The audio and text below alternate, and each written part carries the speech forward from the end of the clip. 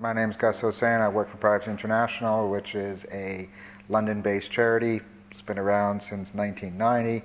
We've worked on a wide variety of issues, but always focused on privacy as a fundamental human right that has to be constantly evaluated in light of technological change.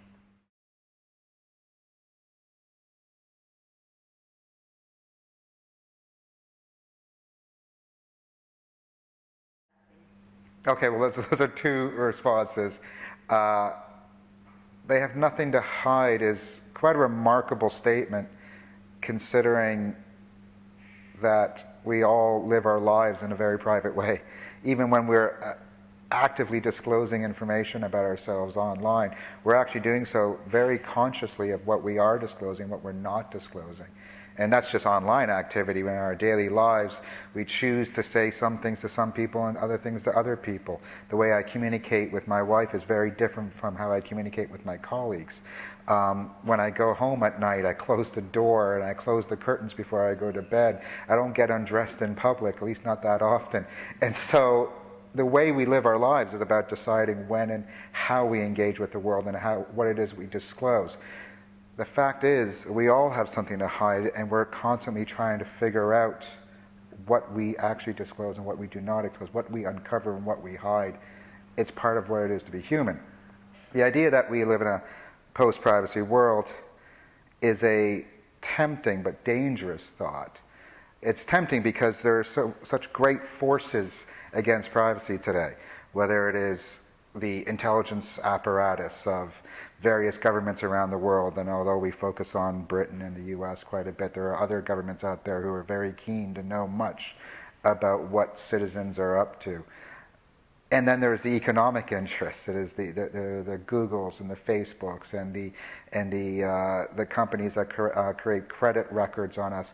There's a massive industry in collecting our information and not involving us in decisions about how our information is used. So yes, you could easily say it's all over, go home, there's nothing left for Privacy International to do. But actually, I think this is the most fascinating moment in the history of privacy and civil liberties and technology, because we have the technological capabilities to ultimately destroy privacy, but we also have the technological capabilities to build up privacy in a way that we've never had. I think there are now ways that we can communicate with confidence and in secret and with security that previously never existed. And I think we are now in a position to give people the technical tools to control how things are known about them.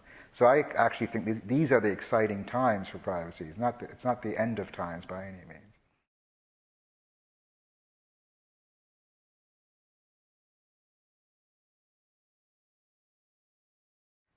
Well, you could focus on the tools. You could say, oh, people should be using encryption. People should be using the types of services that allow you to choose who knows what, and that actually gives you the ability to control data flows.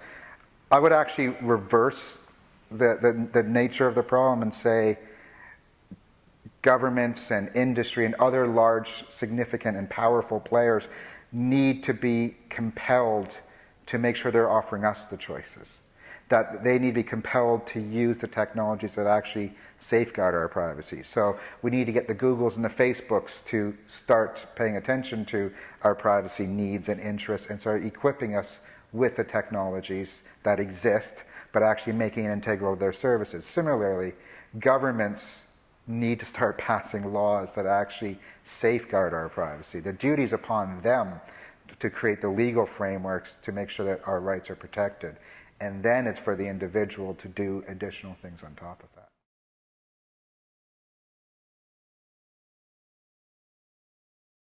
Yes. Well, if we're talking about the way that companies are operating, I think companies have come quite a far way. Yeah. I think as much as we talk about digital rights now, digital rights were an idea back in the 1990s too, where there were some crazy business models emerging during the dot-com boom and bust. Unfortunately, a lot of them went bust, where they wanted to mine vast amounts of information about you and sell that information onwards and all of that. And it was highly problematic, and the reaction was, these are not sustainable business models, and people did not want to participate in that. And what we've seen in recent years, as much as some companies have pushed back against privacy, what you actually also see, there's a positive story, which is Google and Facebook have done the stupid things, got hit by consumers, and got hit by regulators, and got hit by governments, but also got hit by their peers and said, no, maybe we shouldn't be doing these things, and actually they're not invading your privacy in the ways that they used to.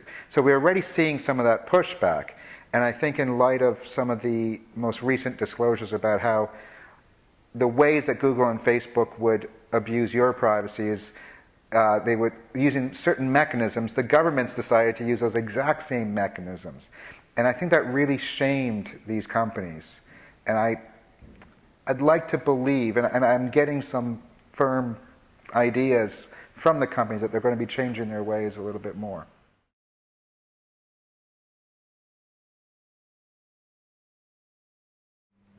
Oversight is a very small part of the answer to a very large problem.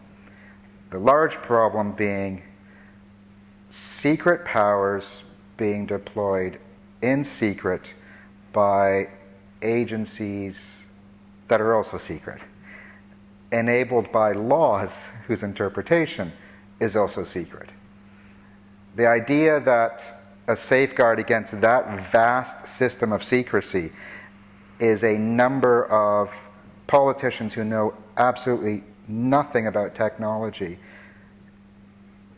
is fanciful. The idea, like, just imagine, even if the smartest computer scientist was elected to Parliament, then ask, would that smart computer scientist be appointed to this special committee of Parliament that doesn't operate like a parliamentary committee? It's to be appointed by the Prime Minister, and you report to the Prime Minister and not to Parliament like every other parliamentary committee. First of all, would that person be appointed? Second of all, even if he or she was appointed, would this individual know to even ask the question, does GCHQ have broad-scale access to data from fiber optic cables running under the ocean? How do you begin to ask that question? And that's the idea of oversight. You have to come up with the questions against a secret agency that holds all the knowledge. If they have the monopoly over the knowledge, how can you oversee them? It's practically impossible. So that's why oversight is almost like the last check and balance on this type of system. On this type of system, you need many checks and balances. You need checks all along the way. That's why we have a legislative process where we're supposed to have laws that are decided upon by our legislators who are elected, but also have to follow other laws and adhere to international principles as they approve these laws. And then you need authorization processes that say, okay, it's okay for GCHQ to implement this form of surveillance against this targeted population, if you want to say a population, but really, I think we want to imagine a world where this is only ever targeted at specific individuals, and it's a good case for targeting at that specific individual. We don't have those checks and balances. And so oversight, tiny, it's like the last step into fixing the whole problem. Unfortunately, in this country, when we talk about safeguards, when the government talks about safeguards, when GCHQ talks about safeguards, all they talk about is oversight.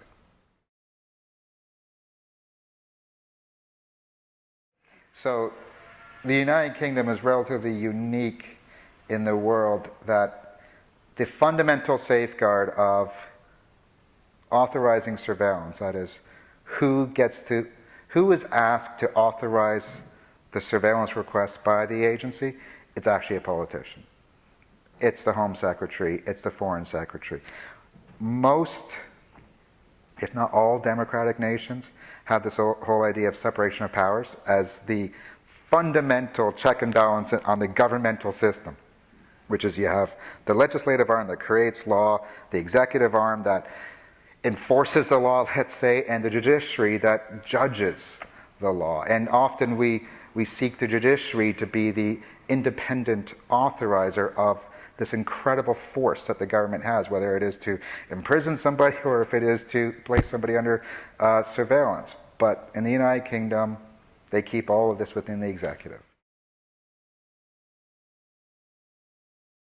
Yes, it's a secret decision. No one's going to know about it. You're never going to see it implemented, and you'll never be told after the fact that you were rounded up in this. If you're the recipient of it, very difficult to prove that it's happening before you can even get into it. And that's the whole the law in this country says that, oh, if you think you're under surveillance, you can't complain. Well, how are you going to think you're under surveillance? Like, you don't see the surveillance, especially the incredible powers they have now, the types of powers that are being disclosed. You will never see that it's actually being done to you. But it's being done to you nonetheless. But you have to assume it's being done and then seek remedy. From the IPT? Yes, from the Investigatory Powers Tribunal, which I think it's been a ridiculously low number of successful complaints before the IPT, because even then you can never be certain that they're actually properly hearing your case. Yeah, because it's a secret. Exactly. Big data is an offshoot of the whole credit records idea, which is you create companies that all they do is they collect data from various sources, and then they do analysis on this data. And so the credit reference agencies, at least the ones in the US, for instance, are infamous for creating psychological profiles on people based on all this data of purchasing habits and places they've been and family members. So they have 120 different psychological profiles. So they try to make decisions about people and classify people accordingly. And this has become big data, which is, it started originally just with purchasing habits. But if you can start collecting more and more data on people from various sources, whether it's governmental or corporate, you have so much data that you can start drawing inferences. You can start drawing some conclusions. One of the more popular examples was Target in the US, a large store, was able to monitor everybody's purchasing habits and then say, okay, well, if somebody purchases the following things, that means she's pregnant. And so they sent a coupon package to a teenager at her home saying, we hear you're expecting a child, here are some coupons for these nice lotions and whatnot. And her father received the package, and he showed up at the store irate, saying, how dare you send this stuff to my daughter? He didn't know she was pregnant. The store knew, because they're able to do this analysis on all this data and draw these conclusions about people and say, okay, she is pregnant. And so that's one example. Another example of big data is one that's been ever elusive since 9/11, which is, if we bring together enough information on all travelers going through an airport, can we start making decisions about whether or not they're good people or bad people? And the problem that always arises is that you identify good people as bad people and bad people as good people. And so governments turned away from this type of profiling or pre-screening or these types of algorithmic approaches to surveillance back in the mid-2000s because they were wasting a lot of money and not accomplishing anything. But then all of a sudden industry comes up with this idea of big data, and it happens at a time where there's this growth in this type of data called metadata. That is, there's a growth in data that's available about people on the internet. There's a growth of data emerging from these smartphones and mobile phones generally that track your locations. And so if we have all this data, we can start segmenting people again and drawing conclusions on what are people up to, or what kind of people are they, what kind of behaviors should they be exhibiting. At the end of the day, though, we're always going to return to the very basic uses, which is, who can we discriminate against, who can we target, and who can we make decisions against without them knowing how we made these decisions. That's essentially big data. I think there are two ways of looking at how companies are actually collecting and what they're doing with information. There's the first way, which is the way that you are aware of, which is you disclose knowingly information to an organization. Even that's a problematic concept, in that you know what you're giving you know what is going up on Facebook. You have your biographic details. You have your chats with people. You know that's going on to Facebook, and Facebook is somehow taking this information and doing things with it. It's problematic because you're not actually giving this information to Facebook. What you're doing is that, what you think you're doing is that you're communicating with your friends. It just so happens that Facebook is capturing this information, and what they then do is that they sell access to you.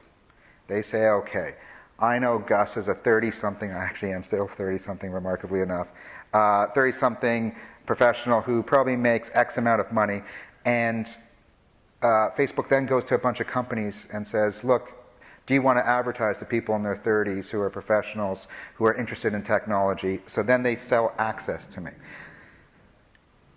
So they sell access based on what I know I'm disclosing. And Google does that too. So they'll scan your emails. And to some extent, I know that if I'm using Gmail, they're going to scan my emails and then sell access to me based on the fact that in my last email I said, I'm thinking of having pizza tonight for dinner. And then they're going to sell access to Domino's or Pizza Hut or some other terrible company and then show me an ad. These are the interactions we knowingly participate in. Even though, again, when I use Gmail, I'm not trying to tell Google that I'm having dinner, what I'm having for dinner. I'm trying to tell somebody else. And Google's stepping in between and playing this really odd role of selling access to me. Then there's the darker underworld. Like, that's not to say that I have serious problems with Facebook's and Google's models, but at least you're knowingly participating in it. In the same way that you're knowingly getting a club card for your grocery store and whatnot. You're actually consenting, and you have an idea of what's actually going on. There's a whole industry, multi-billion-dollar industry, of gathering as much information about you without you knowing, sharing that information without you knowing, and creating profiles on you without you knowing. And this is what we call the credit reference agencies, who have vast amounts of information on you, and you probably don't even know the names of these companies. And with this information, they then sell this information to other companies. So I once did a check on the record that one of the companies has on me, and they had my bank balances. They had how much I was paying on my telephone bills. They had all these intimate details for me that I never gave to them. I never signed up to this company. I didn't know it existed until I was advised to go and see what they have on me. And what they were doing is that they were getting the information from my bank, from my mobile phone company, and from all these other companies who, first of all, shouldn't have been giving this information over to this company. And second of all, they should have at least been telling me that they were doing this. And to make matters worse, what these records companies do is that they then sell this information to other companies who are making decisions about you. So if you want to open up, if you want to get a loan, for instance, you want to get a mortgage, or you need a loan for a new car, or even if you want a mobile phone, you go to a mobile phone provider and you say, I want to sign up for a phone, I want to get a new iPhone. They'll do a credit check on you, and then they'll decide, based on this information held by the secret company, with information you don't even know is there, they're going to make a decision on whether or not you're allowed to get a loan or get that mobile phone. And that's a relatively well-known case. We're hearing about these databases being used by governments for making decisions about you, about whether or not you can get on a plane, whether or not you can pass over a border. This is the darker world of the monetization of our information that we don't know about.